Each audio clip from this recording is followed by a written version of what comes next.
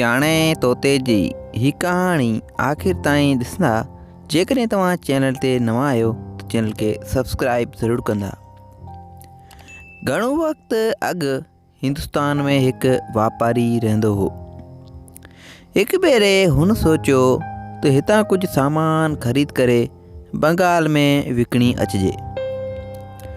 सो हुन सामान ख़रीद कयो ऐं वञणु वक़्तु पंहिंजे ॿारनि बचनि खां पुछियईं त बचड़ा तव्हां लाइ कहिड़ियूं कहिड़ियूं सुखड़ियूं वठी अचां। सभिनी पंहिंजी पंहिंजी फरमाइश ॿुधाई ऐं आख़िर में हुन पंहिंजे तोते खां पुछियो त प्यारा तोता, तो लाइ भला छा आणियां। हिन पिंजरे में वेठल तोते खां पुछियो। मूंखे कुझु बि न खपे, तोते चयो। पर बंगाल जे ॿाहिरां हिकु बाग़ आहे। उन बाग़ जे विच ते हिकु वणु आहे। उन वण ते मुंहिंजा दोस्त रहंदा आहिनि। उन्हनि खे सिर्फ़ु मुंहिंजा सलाम चइजां त पिंजरे में पियल तोता छा कंदा आहिनि। वापारी तोते सां वाइदो कयो त हू ईअं ई कंदो ऐं मोकिलाए बंगाल तरफ़ रवानो थी वियो। बंगाल में पंहिंजो सामान विकिरो करण खां पोइ ख़ूब नफ़ो कमायई ऐं घरवारनि लाइ बि क़ीमती तोहफ़ा ख़रीद कयाई।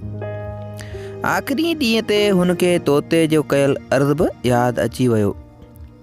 पोइ वापारी उन बाग़ में आयो ऐं उन वॾे वण खे ॻोल्हे लधाई। उन वण ते केतिरा ई तोता वेठा हुआ। मुंहिंजे तोते तव्हांखे सलाम मोकिलिया आहिनि, वापारी तोतनि सां मुखातिब थींदे चयो। ऐं हा, इहो बि पुछियो अथई त पिंजरे में बंदि थियल तोता छा कंदा आहिनि। वापारी ईअं चई मसी बस कई त सभु तोता फ़हको ॾेई हेठि धरती ते किरी पिया, ॼण त मरी विया हुजनि। अफ़सोस, ही त वीचारा मरी विया, वापारी सोचणु लॻो। पक सां ई मुंहिंजे तोते जा घाटा दोस्त आहिनि। शायदि सदमो बर्दाश्त न करे सघिया। मां जेकर हिननि खे सलाम ॾियणु हेॾां अचां ई न हा त ही वीचारा बेवक़्तु मौत जे मुंहं में वञी न पवनि हा। जॾहिं ही घर मोटी आयो त सभिनी खे पंहिंजूं पंहिंजूं शयूं विराए ॾिनई। मालिक, तव्हां मुंहिंजे दोस्तनि खे सलाम ॾिना ऐं नियापो पहुचायो, तोते पुछियो। हा, मां उन्हनि खे तुंहिंजा सलाम ॾिना, वापारी ॿुधायो, पर हुननि को बि जवाबु न ॾिनो। तोते पुछियो, पर छो? वापारी चयो, मां बाग़ में हुननि खे ॻोल्हे लधो ऐं हुननि खे तुंहिंजा सलाम चया। सलाम ॿुधंदे ई उहे सभई धरती ते किरी पिया ऐं मरी विया। उहो ॿुधी तोतो बेहोश थी पिंजरे जे तरे में किरी पियो। दोस्तनि जे मौत जी ख़बर ॿुधी ही बि शायदि मरी वियो। मालिक परेशान थी वियो। मूंखे शायदि इहो सभु कुझु हिन खे बि न ॿुधाइणु घुरिबो हो, वापारी सोचणु लॻो।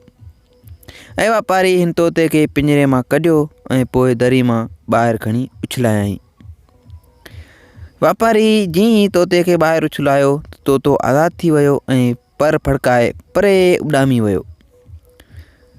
वापारी तोते खे उॾामंदो ॾिसी सम्झी वियो ऐं समूरी ॻाल्हि बि हिन खे सम्झ में अची वई त बाग़ वारनि तोतनि हिन खे छॾाइण लाइ इहो हिकु फ़्रेब कयो हो।